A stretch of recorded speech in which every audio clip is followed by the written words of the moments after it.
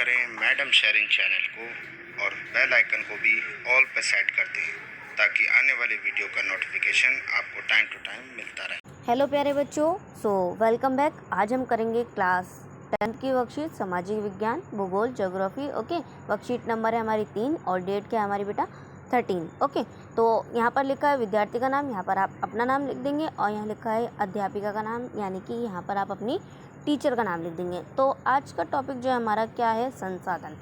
Basic संसाधन होता क्या है?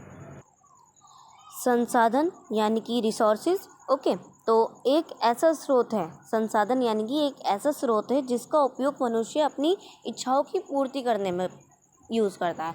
ओके, तो जैसे अपनी इच्छाओं की पूर्ति हो सकती है, जैसे मनुष्य अपनी इच्छाओं की पूर्ति यानी कि अपनी ज़रूरतों को पूरा करने के लिए जिनका यूज़ करता है उसे संसाधन बोलते हैं।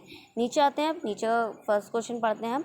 अपने आसपास की वस्तुओं को देखिए और उनकी सूची बनाइए। अब आपके आसपास जो वस्तु हैं उनको आपको देखना है और उनकी सूची बनानी है। तो जैसे कि आपके आसपास क्या क्या हो सकता है, अभी मैं लिख के दिखा देती हूँ। जैसे कि घड़ी, ठीक है, घर में नॉर्मली घड़ी सबकी होती है। टीवी, ठीक है, मोबाइल। अब मैं सब तो लिख नहीं सकती, मैं आपको बता रही हूँ, ये सब आप लिख लेना। मोबाइल, कूलर, किताब, मिट्टी, पेड़ पौधे, भवन, हवा, बादल, मेज, कुर्सी आदि और भी जो भी आपके दिमाग में चीज़ें आएँ जो आपको आसपास अपने दिख रही हों, ठीक है, वो आप इसके अंदर ऐड कर सकते हो। ठीक है, समझ में आ गया। अब आ जाते हैं क्वेश्चन नंबर 2 पे। इसे मैं रब कर देती हूँ पहले। अपनी बनाई गई सूची के आधार पर निम्न तालिका को भरिए। आपने जो सूची में जो जो अपनी वस्तुएं ऐड की हैं उनको आपको उसके आधार पर ये नीचे वाली तालिका फिल करनी है। अब जो लिखा है, नीचे लिखा है वस्तुएं जो आपके काम की हैं और इधर वाले बॉक्स में लिखा है वस्तुएं जो आपके अलावा किसी और अन्य के भी काम आ सकती हैं। ठीक है, तो आप वस्तुएं जो आपके काम की हैं इसमें आप भर सकते हैं, जैसे कि घड़ी हो गई, टीवी, मोबाइल, कूलर, किताब, मेज, कुर्सी, ये आपके काम की हो सकती हैं। और इस वाले बॉक्स में आप भर सकते हैं जैसे कि मिट्टी, पेड़ पौधे, भवन, हवा, बादल, ये सब चीज़ें और भी लोग यूज़ कर सकते हैं ना, तो ये इस बॉक्स में भर सकते हैं आप। समझ में आ गया। अब आ जाते हैं नीचे।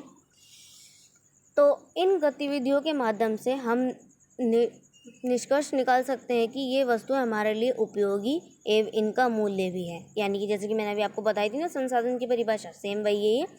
इन्हें संसाधन कहा जाता है। उदाहरण कलम, ब्रेड, चावल, कॉफ़ी, टेबल आदि। उल्लेखनीय ने किसी मूल्य का तात्पर्य सिर्फ उनकी कीमत से नहीं है बल्कि उनके महत्व से भी है।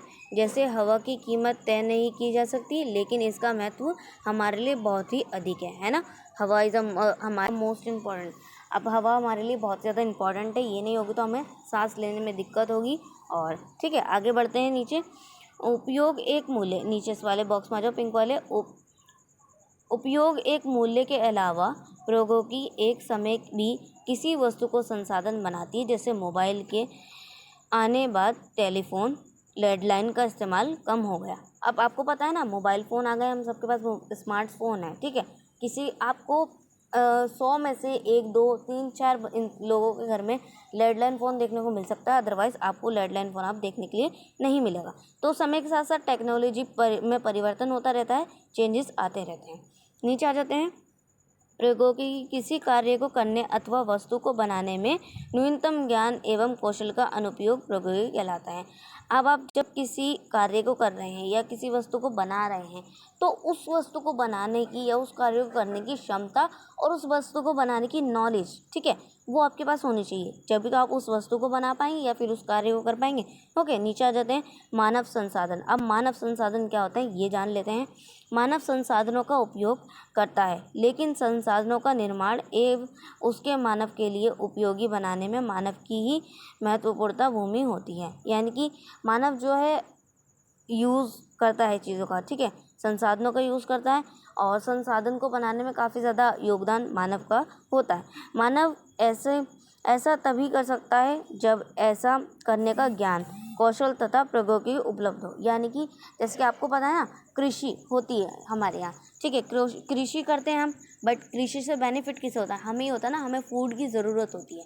अब हमें फूड मिलेगा, फूड हमें कब मिल सकता है? जब हम कृषि करेंगे, किसानी होगी, खेती होगी, तो ये हम ही कर रहे हैं, बट इसे करने की नॉलेज, टेक्नोलॉजी, हमारे पास ज्ञान होना चाहिए, तो ही हम इसको कर सकते हैं। और हम इसको करेंगे तो हम अपना पेट पाल सकते हैं, मीन्स जिंदा रह सकते हैं। समझ में आ रही है ना बात मेरी?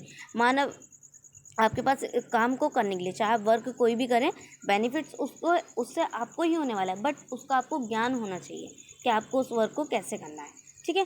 इसलिए मानव को भी एक संसाधन माना जाता है।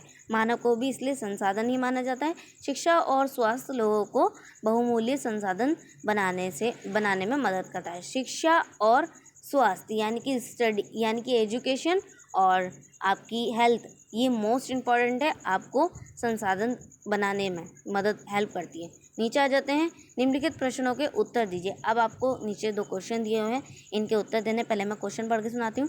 3 ऐसे संसाधनों के नाम लिखिए जो हमारे लिए उपयोगी है लेकिन उनका मूल्य निर्धारित नहीं किया जा सकता। अब आप बताओ मुझे, 3 ऐसे संसाधन बताने हैं ना जिनका मूल्य निर्धारित नहीं किया जा सकता, तो ऐसे 3 मूल्य संसाधन क्या हो सकते हैं पता है आपको? हवा हो सकती है, पानी हो सकता है, ठीक है, क्योंकि ये इनका आप कॉस्ट फिक्स नहीं कर सकते। आप इनको कितना ही खर्च कर लें, पैसा हो सकता है आप पे काफ़ी ज़्यादा, तो भी आप इनको नहीं खरीद सकते, और आपके पास कुछ भी नहीं तो भी आपके पास ये चीज़ें हो सकती हैं, क्योंकि ये कुदरत से मिली हुई हैं आपको, ठीक है, ये नेचुरल है, तो इनकी कोई कीमत नहीं है, ये कॉस्टलेस लेस होते हैं, ठीक है। तो ऐसी 3 वस्तु यहाँ संसाधन आप यहाँ पर लिख देंगे। और नीचे क्वेश्चन नंबर 2 हमारा है, मानव अपने ज्ञान एवं कौशल से उपयोगी संसाधनों का निर्माण करता है। समझ में आ रही है ना? टेक्नोलॉजी से, ज्ञान से, अपनी एजुकेशन यानी कि अपनी ठीक है, उससे अपने ज्ञान, अपनी संसाधनों का निर्माण करता है, ठीक है। कम से कम 2 उदाहरणों के द्वारा कथन को स्पष्ट कीजिए। अब ये जो कथन लिखा है इन्होंने, मानव अपने ज्ञान एवं कौशल से उपयोगी संसाधनों का निर्माण करता है, तो इससे आपको क्या करना है, इस कथन को स्पष्ट करना है, यानी कि ये कथन सही है। हाँ, ये कथन सही माना जाएगा, बिकॉज सबसे पहला आप इसके अंदर लिख सकते हैं शिक्षा, परीक्षण और चिकित्सिक सेवाएं, ठीक है। और सेकंड इसके अंदर आप लिख सकते हैं जैसे कि अर्थव्यवस्था की परिस्थितियां और जनसंख्या को लेकर के, ये सब आप इसके अंदर लिख सकते हैं। और आपके पास ज्ञान, तो वर्कशीट में इतना ही था, मैंने आपको वर्कशीट पूरी समझा दी है, ठीक है। वर्कशीट इस तरीके से आपको करनी है, तो ये वर्कशीट आप पूरी कर लीजिएगा। चलिए मिलते हैं नेक्स्ट वीडियो में, तब तक के लिए टेक केयर।